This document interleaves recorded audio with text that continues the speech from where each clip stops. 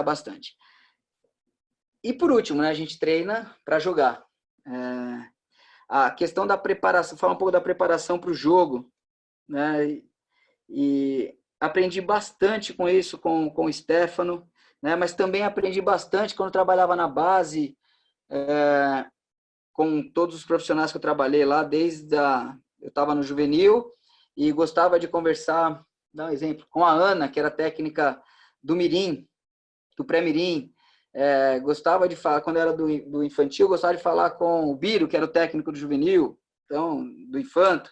Então, essa troca, ela é muito boa para você ir aprendendo e montar a sua forma de preparar uma equipe para jogo. De novo, não existe uma receita. Existe o que você acredita, o que todo mundo acredita junto e o que quanto você trabalha e tem segurança para isso, né? Mas claro que a gente tem algumas ferramentas que a gente usa. Como eu preparava a equipe para jogo? Então eu vou falar dessa forma que aí fica um pouco mais direto para entendimento. De novo, com o Curitiba ficou um pouco mais tranquilo, porque, tudo bem, às vezes 2 jogos na semana fica meio complicado, com viagem, com essas coisas, mas dava um pouquinho mais chegado. Quando a gente estava no Minas, preparar para jogo era um pouco complicado, né? Que às vezes a gente tinha, principalmente quando teve que pegar os jogos que foram adiados e colocar tudo no mesmo período, ele era meio complicado. Mas, de qualquer forma, eu gosto de trabalhar dessa forma, né? Não é um modelo certo, mas tem o dia do jogo, eu tenho um dia anterior ao jogo. Para mim, o dia mais importante é esse. Não é nem só o dia anterior ao jogo, é esse aqui. E se eu tenho 4 dias de trabalho, contando o dia de jogo, eu acho que seria o meu ideal. Então, eu gosto de preparar um dia do sistema, nosso sistema defensivo contra o ofensivo deles. E aí, por diversos, só vou mostrar alguns números para vocês. Contra a rede 3, no outro dia contra a rede 2,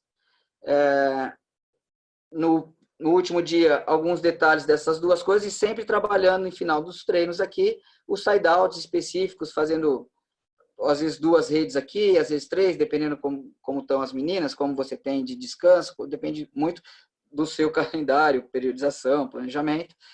E no dia de jogo, acho que é o convencional para todo mundo, a questão do saque, passe, às vezes eu gosto, quando jogo fora, os exercícios de aquecimento com defesa e levantamento, gosto de fazer um trabalho com a levantadora específico de levantamento, com bolas perfeitas, positivas e quebradas.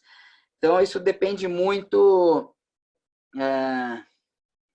de quantos dias você tem, mas essa para mim seria o ideal, né? Você poder trabalhar, eu gosto de dividir o trabalho das redes de 3 e 2, do side-out adversário. Só que, por exemplo, se você jogou na terça e tem um jogo na sexta, vai dar uma folga na quarta, é possível que quinta você tenha que fazer a rede 3 e já encaminhar uma de 2.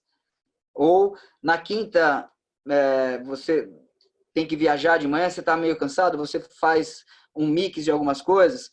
E, claro, à medida que o campeonato vai passando, você já jogou uma segunda, terceira vez, sempre você vai ajustando com o que você tem. Eu gosto muito de passar sempre vídeos mais curtos, mas muito mais específicos. Então, contra uma rede 3, contra uma rede 2. Gosto de passar para as levantadoras qual é a ação do bloqueio de central adversário e das extremidades, para poder montar uma estratégia de saída de jogo e de saída de contra-ataque.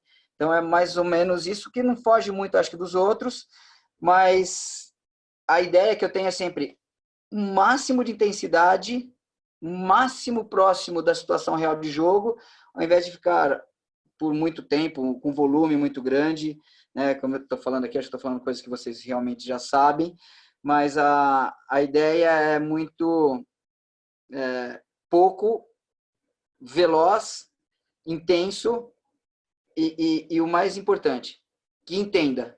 O mais importante é isso, que a gente consiga entender. Claro que a gente estuda como saca o adversário, treina isso, como que é o bloqueio de quem está te pegando contra a rede 3, rede 2, isso aí é bem claro.